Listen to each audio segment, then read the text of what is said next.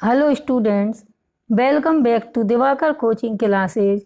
आज मैं अपने वीडियो में आपको रस पढ़ाऊंगी।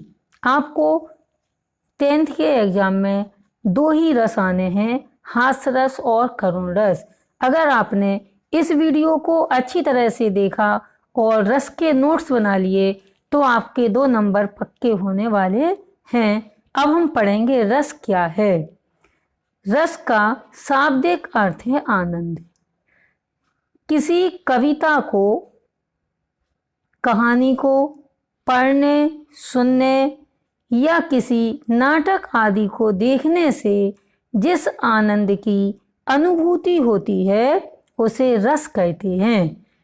इसका मतलब है जब हम कोई कविता पढ़ते हैं, कोई कहानी पढ़ते हैं, सुनते हैं या कोई नाटक वगैरह देखते हैं, उसमें जो आनंद की अनुभूति होती है हमें उसे रस कहते हैं। आचार्यों ने रस को काव्य की आत्मा कहा है।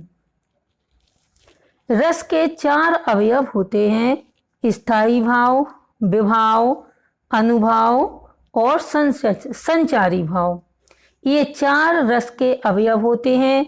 कोई भी उदाहरण में जब तक ये 4 चीजें नहीं होंगी तब तक वो रचना रस नहीं कहलाएगी। अब आपको केवल बोर्ड परीक्षा में 2 ही रस पढ़ने हैं, हास्य रस और करुण रस। हम पढ़ेंगे अब हास्य रस। किसी व्यक्ति की विचित्र वेशभूषा, आकृति, चेष्टा, वाणी आदि को देखकर मन में विनोद का भाव जागृत होता है, जिसे हास्य कहते हैं। यही हास्य नामक स्थायी भाव जब विभाव, अनुभाव और संचारी भावों से पुष्ट होता है तब हास्य रस की निष्पत्ति होती है। कहने का मतलब है कि हमें किसी की आकृति को देखकर, किसी व्यक्ति की विचित्र आकृति, वेशभूषा, वाणी ऐसी वो चेष्टा करता है जिससे मुझे हंसी आ जाए, तो वहाँ पर हास्य होता है। और यही हास्य नामक स्थायी भाव जब विभाव, अनुभाव और संचारी भावों से पुष्ट होता है तब हास्य रस की निष्पत्ति होती है। इसका उदाहरण लिखेंगे। नाना वाहन नाना वेशा, बेहसे शिव समाज निज देखा, को मुखहीन विपुल मुख काहू, बिनु पद कर को बहुपद बाहू। हमारे ये कॉपी छोटी है इसलिए एक लाइन में नहीं बना। स्टूडेंट्स, आपको परीक्षा में एक ही लाइन में लिखना है और 2 लाइन में पूरा उदाहरण लिखना है। अब उदाहरण के बाद जब तक हम इसका स्पष्टीकरण नहीं लिखेंगे तब तक हमारे 2 नंबर पक्के होने वाले नहीं हैं।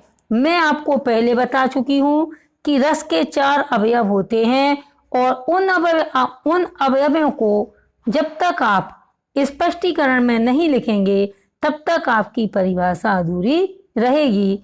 इसलिए स्थायी भाव है हास्य, आलंबन है शिव समाज, उद्दीपन है विचित्र वेशभूषा, अनुभाव शिव जी का हंसना, संचारी भाव रोमांच, हर्ष आदि। अतः यहाँ हास्य रस है। जब इस उदाहरण में ये 4 अंग हैं तभी वो ये उदाहरण हास्य रस का माना जाएगा। तो हमें इसका स्पष्टीकरण लिखना जरूरी है, तभी हमें 2 नंबर मिल सकते हैं। अब हम पढ़ेंगे करुण रस। करुण रस का स्थायी भाव शोक है। शोक नामक स्थायी भाव जब विभाव, अनुभाव और संचारी भाव से संयोग करता है तब करुण रस की निष्पत्ति होती है।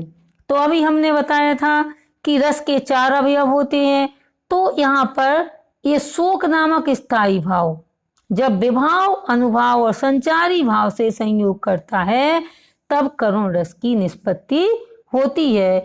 इसका उदाहरण देखेंगे। मणि खोए भुजंग सी जननी, फनसा पटक रही थी शीश, अंधी आज बनाकर मुझको न्याय किया तुमने जगदीश। ये उस समय का वर्णन है जब श्रवण कुमार अपने माता पिता को तीर्थ यात्रा पर ले जा रहे थे और उन्हें दशरथ के तीर से जब श्रवण कुमार की मृत्यु हो जाती है तो उनकी माँ उस समय जो यानी दुख व्यक्त करती हैं, उस दुख को यहाँ पर व्यक्त किया गया है। तो इसका स्थायी भाव है शोक। आलंबन है श्रवण कुमार, क्योंकि श्रवण कुमार का आश्रय ले आलंबन लेकर उनके माता पिता दुखी हो रहे थे। उद्दीपन, उद्दीपन माने होता किस प्रकार उत्पन्न हुआ, तो दशरथ की उपस्थिति। अगर दशरथ नहीं आते तो श्रवण कुमार को तीर नहीं लगता और उनकी माँ दुखी नहीं होती। तो उद्दीपन यहाँ पे होगा दशरथ की उपस्थिति। अनुभाव, सिर पटक पटक कर रोना। अनुभाव माना होता है कि उस समय क्या प्रतिक्रिया हो रही है, तो पटक रही थी शीश, यानी उनकी माँ श्रवण कुमार की माँ सिर पटक पटक कर रो रही थी। संचारी भाव, दुख में क्या होता है, दुख होता है और स्मृति होती है, मरने वाले की याद आती है आदि। अतः यहाँ करुण रस है। बस आज के लिए इतना ही। Thank you for watching my video.